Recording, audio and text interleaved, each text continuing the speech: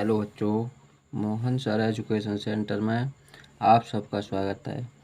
आइए आज हम ट्रांसलेशन में यूज ऑफ देयर का प्रयोग करना सीखेंगे। पिछली वीडियो में मैंने कैन का प्रयोग सीख लिया था। तो चलिए आज बहुत ही आसान तरीके से कैन का देयर का प्रयोग सीखेंगे। देखिए, यूज ऑफ देयर जिस प्रकार से दिस का अर्थ होता है, कैन का अर्थ होता है सगना, पर यहाँ क्या है, देर है। देर का अर्थ कुछ नहीं लगाया जाता है।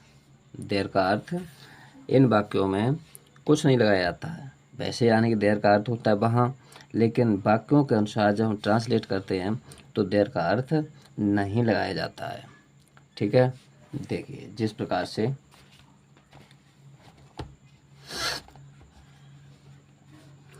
देखिए यहाँ है, याद रखिए नियम है ये, जब किसी चीज़ का कहीं पर होना या न होना बताया जाए तो उस वाक्य में देर का प्रयोग सब्जेक्ट कर्ता के रूप में किया जाता है ना। हाँ, तो ये हमारे वाक्य की पहचान है। इससे हम पहचान लेते हैं कि जब कोई वस्तु कहीं पर, ये पहचान होती है। पहचान यानी कि किन वाक्यों में करेंगे, तो जब कहीं पर वस्तु का होना या न होना पाया जाता है तो ऐसे वाक्यों में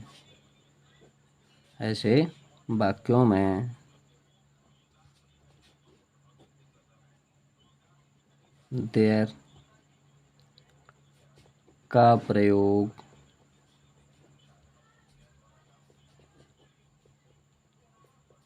सब्जेक्ट कर्ता के रूप में किया जाता है। ठीक है ना, किया जाता है। और हमें इतनी रामायण कुछ नहीं याद करना है, केवल हमें ये देखना है कि जब कहीं पर कोई वस्तु बताई जाती है, यानी कि कोई वस्तु कहाँ है। जैसे हम बोलते हैं कि हमारे विद्यालय में 4 अध्यापक हैं, या हम बोलते हैं कि हमारे विद्यालय में 400 बच्चे हैं, है ना। तो इस प्रकार से जब कोई वस्तु कहीं पर होना या ना होना पाया जाता है तो ऐसे वाक्यों में देर का प्रयोग करते हैं। ठीक है, जैसे अब देखिए बहुत ही आसान तरीके से समझाऊंगा, तो ये अगर याद नहीं भी रहता है कोई दिक्कत नहीं है, तो आप एग्जाम्पल के लिए समझिए।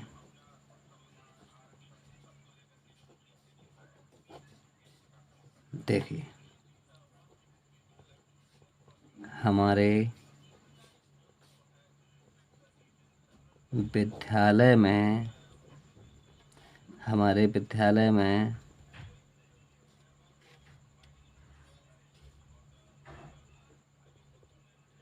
4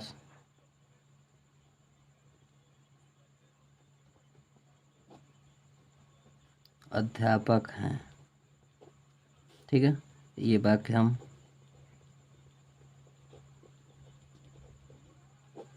पॉजिटिव में बता रहे हैं।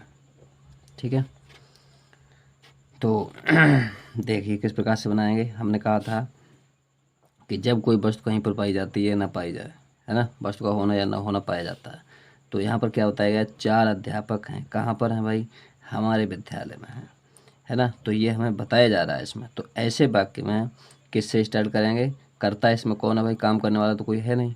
कर्ता किसे कहते हैं, काम करने वाले को। तो इसमें काम करने वाला कोई नहीं है। यहाँ पर क्या है भाई, कुछ चीज़ है, क्या है इसमें, अध्यापक हैं, वो बताए जा रहे हैं कि विद्यालय में हैं। तो ऐसे वाक्यों में हम देयर का प्रयोग करेंगे। देयर हैं, देयर आर, कितने हैं भाई, 4 अध्यापक हैं। 4 अब टीचर,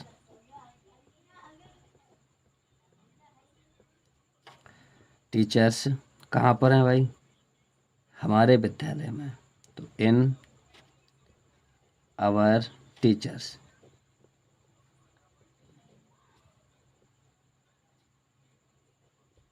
इन आवर टीचर्स। ठीक है। इसी प्रकार से आप देखिए पॉजिटिव के बाद नेगेटिव।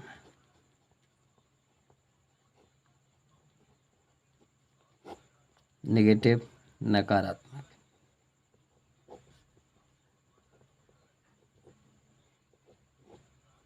पॉजिटिव सकारात्मक। देखिए तो नकारात्मक में क्या होगा भाई? नहीं होगा इसमें, है ना। जैसे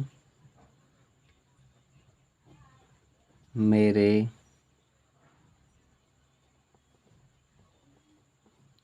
स्कूल में एक मेरे स्कूल में एक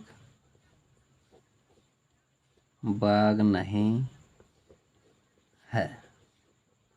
तो ये नेगेटिव हो गया, बाग नहीं है ना। तो जब नहीं है हमें बनाना कैसे है भाई? देर से। तो सबसे पहले देर। देर आर, देखिए एक बाग नहीं है तो क्या लगाएंगे? एज, है ना। एज लगाएंगे। There is not a bagh garden मेरे विद्यालय में। In my school. In my school. GARDEN, garden in my school. ठीक है। इसी प्रकार से इंटररोगेटिव में देखिए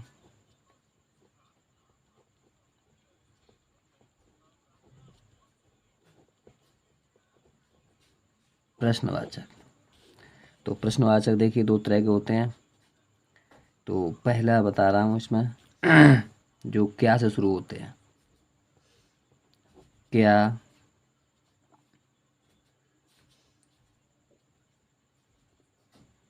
क्या बाग में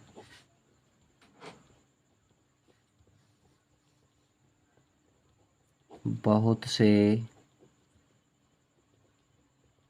पेड़ हैं? ये देखिए प्रश्नवाचक हो गया। क्या बाग में बहुत से पेड़ हैं? अब क्या शब्द है आगे तो क्या कंगाली लगेगी? नहीं भाई। सबसे पहले आर।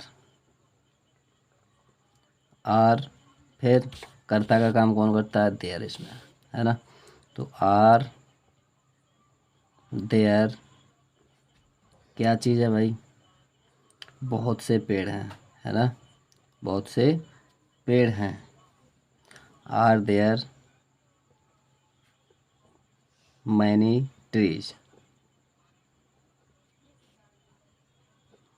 मैनी ट्रीज कहाँ पर हैं? बाग में। तो इन द गार्डन। और प्रश्नवाचक चिन्ह जरूर लगाएंगे। ठीक है। Are there many trees in the garden. ठीक है। इसी प्रकार से आगे देखिए दूसरा। दूसरा क्या है भाई इसमें? दूसरा है, देखिए जब वाक्य के बीच में आता है ना। प्रश्नवाचक शब्द जब वाक्य के बीच में आता है, जैसे इस वाक्य के लिए बता रहे हैं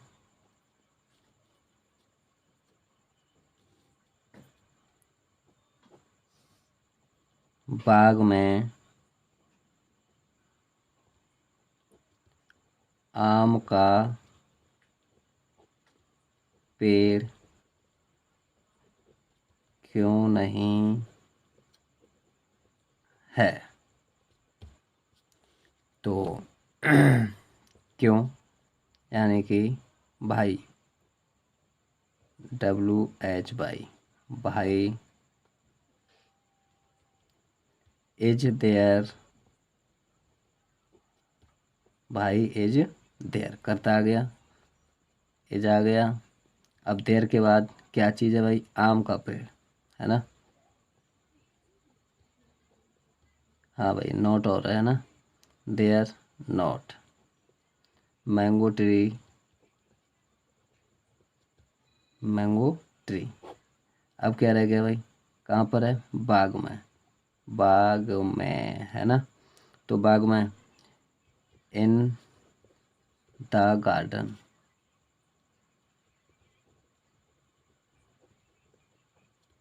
गार्डन, इस प्रकार से। ठीक है, तो देखिए आज हमने ट्रांसलेशन में यूज ऑफ देयर, देयर का कहाँ पहचानेंगे, किस प्रकार से वाक्य में, किन प्रकार के वाक्यों में हम देयर का प्रयोग करेंगे जब कहीं पर कोई वस्तु बताई जाती है, उसका होना या न होना पाया जाता है, तो ऐसे वाक्यों में देयर का प्रयोग करते हैं, है ना? जैसे हमारे विद्यालय में 4 अध्यापक हैं, हमारे विद्यालय में 1 मैडम है ना? इस प्रकार से। जैसे हम कह सकते हैं कि हमारे घर में 5 सदस्य हैं। हाँ, इस तरह के वाक्यों में हम देयर का प्रयोग करते हैं। देयर का कोई अर्थ नहीं लगाया जाता है इसमें। तो इसका देखिए हमने वाक्य ये बताया आपके लिए। नेगेटिव है, नेगेटिव में मेरे स्कूल में एक बाग नहीं है, तो there is not a garden in my school. इसी प्रकार से इंटरोगेटिव। ठीक है, तो आशा करता हूँ आपके समझ में अवश्य आया होगा। यदि नहीं भी समझ में आता तो वीडियो को रोक के देखें, वापस देखें, 1 बार 2 बार देखें, अवश्य समझ में आएंगे। अगली वीडियो में फिर मिलेंगे, तब तक के लिए थैंक यू, धन्यवाद।